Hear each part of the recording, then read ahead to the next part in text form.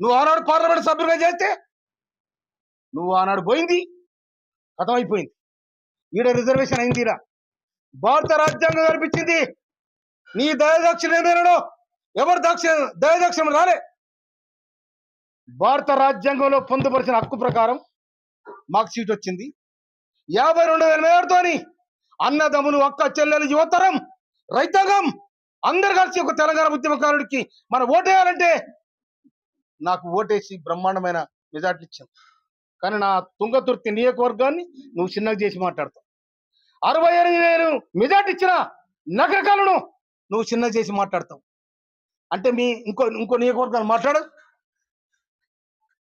అందుకోసమనే రేవంత్ రెడ్డి గారి ప్రజాపాలనలో రేవంత్ రెడ్డి గారు చేస్తున్న ప్రజాపాలన కోసం ఒక్కరాడు మాట్లాడరు.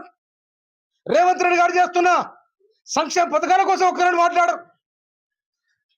రేవంత్ రెడ్డి గారు మాట తీయరు. ఇంకొక మాట కూడా చెప్తున్నా నేను, గౌరవ ముఖ్యమంత్రి గారు మనవి చేస్తున్నా నేను, 2 మంత్రి పదవులు మిగిలి ఉన్నాయి. ఒకటి లంబడోళ్ళకి ఇవ్వాలి, ఒకటి యాదవులకి ఇవ్వాలి. ఒకటి గిరిజన మంత్రి సీతక్క ఉంది, ఆదివాసి బిడ్డ. ఇంకొకటి ఇలా ఎస్టీ నుంచి, లంబాడ జాతి నుంచి వాళ్ళు కూడా ఈయన ఎమ్మెల్యే గెలుచున్నారు. వాళ్ళ మీ ఇష్టం వచ్చినట్టు ఇవ్వండి, బర్జ్ చేయండి.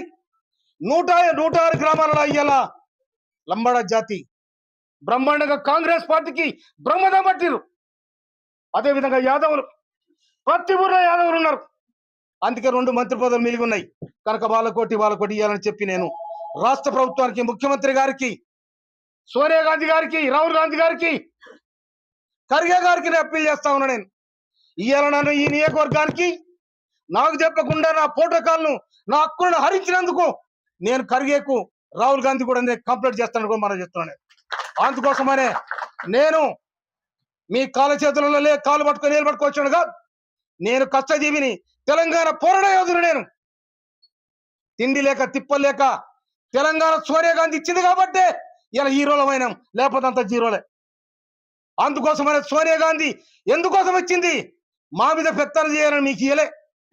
మీ అంతా మీరు బతుకుని మీ రాజ్యం మీరు చేసుకోండి, వాడు ఎస్సీలు ఉంటే వానికి ఎవరికి అవకాశం వాడు చేసుకోమని చెప్పింది. కానీ ఇలా మా మీద మీ పెత్తనం ఏంటి?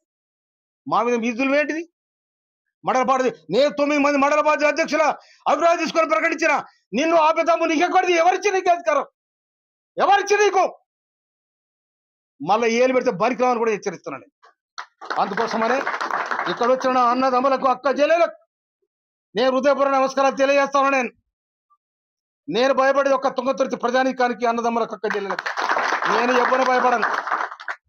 నాకు ఓట్లేసి నాకు బ్రహ్మరథం బట్టి మా మందిర సమయంలో ఇవాళ నేను లంబడి తండలు పోతే అక్క చెల్లెలు నా కారుకు బట్టి అన్నం పెట్టే సందర్భాలు.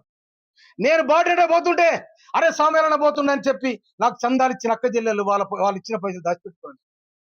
కనుక ఈ విధంగా ఆచరించిన ప్రజానికానికి నేను భయపడతా, వాళ్ళకు పాదమని చెప్తాను.